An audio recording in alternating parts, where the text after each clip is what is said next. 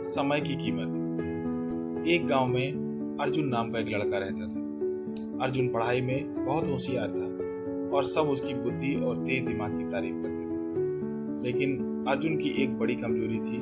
वह अपना ज्यादातर समय दोस्तों के साथ खेलने, मोबाइल पर गेम खेलने और बेकार की बातों में बिताता था। उसके माता पिता ने कई बार उसे समय की कीमत समझाने की कोशिश की, लेकिन अर्जुन को यह बात समझ में नहीं आती थी।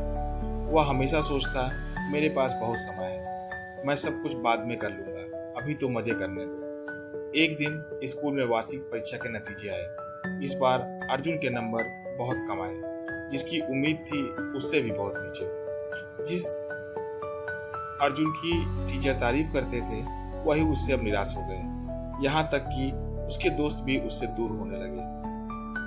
घर लौटकर अर्जुन ने अपने माता पिता को रिपोर्ट कार्ड दिखाते हुए निराश देखा। अर्जुन को खुद पर बहुत गुस्सा आया, लेकिन उसे समझ में नहीं आया कि अब इस आदत को कैसे बदलें। उस रात अर्जुन अपने दादाजी के पास गया, जो गांव के सबसे समझदार व्यक्ति थे और सबसे बड़े बुजुर्ग भी थे।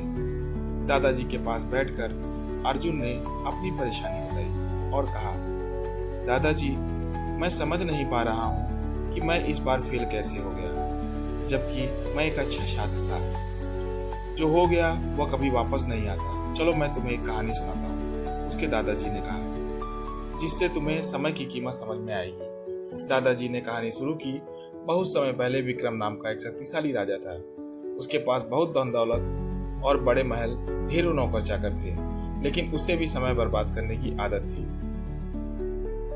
वह देर से उठता, दरबार की जगह दोस्तों के साथ समय बिताता और हर काम कल पर टाल देता। एक दिन एक साधु उसके दरबार में आया और बोला, राजा जी, आपके पास सब कुछ है, लेकिन आप अपनी सबसे कीमती चीज समय को बर्बाद कर रहे हैं। अगर आपने इसे सही नहीं किया तो एक दिन आपको पछताना पड़ेगा। राजा हंसते हुए बोला, मेरे पास बहुत समय है, मैं जब चाहूं तब कर सकता हूँ। साधु ने चेतावनी दी, समय को हल्के में मत लो, यह सबसे बड़े राजाओं को भी बर्बाद कर सकता है। लेकिन राजा ने बात नहीं मानी। सालों बीत गए, राजा बूढ़ा हो गया। उसका स्वास्थ्य बिगड़ने लगा, सेना हारने लगी, जनता का विश्वास भी खो गया। तब राजा को समझ में आया कि अपना समय बेकार की चीजों में उसने गंवा दिया। वह उस साधु को ढूंढने निकला, लेकिन वह कहीं नहीं मिला। अब राजा को पछतावा हुआ, लेकिन तब तक बहुत देर हो चुकी थी। उसने समझा कि असली खजाना तो समय है। यह सुनकर अर्जुन सोच में पड़ गया। उसे पहली बार महसूस हुआ कि उसने अपनी सबसे कीमती चीज समय को बर्बाद कर दिया। उसने पूछा, दादाजी, क्या मैं अब अपना जीवन बदल सकता हूँ? दादाजी मुस्कुराकर बोले, बिल्कुल बेटा, समय का चक्कर कभी नहीं रुकता। अगर आज तुम समय का सही उपयोग करोगे तो तुम सफल होने से तुम्हें कोई नहीं रोक सकता। लेकिन याद रखना, जो काम आज कर सकते हो उसे कल पर मत टालो। उस दिन अर्जुन ने संकल्प किया और उसने सही समय का उपयोग सही समय पर करना सीख लिया और सुबह जल्दी उठने लगा।